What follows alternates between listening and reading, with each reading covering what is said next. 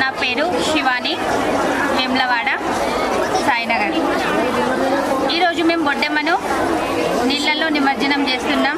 First బొడ్డెమ్మను దశమి రోజు మొదలుపెట్టి మూడు రోజుల పాటు ఇంట్లో రోజు ఆడి, ఈరోజు సోమవారం రోజు టెంపుల్ దగ్గరికి తీసుకొచ్చి ఇక్కడ బొడ్డెమ్మను ఆడి, అలాగే బొడ్డెమ్మతో పాటు బతుకమ్మను కూడా పూలతో చేసిన బతుకమ్మను తయారు చేసి పూలతో పేర్చిన అమ్మవారిని కూడా కొలవడం జరిగింది.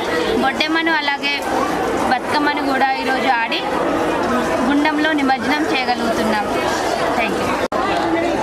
మనం ఓన్లీ పువ్వులతో కాకుండా మట్టిని కూడా పూజించి మట్టితో చేసేదే బొడ్డెమ్మ.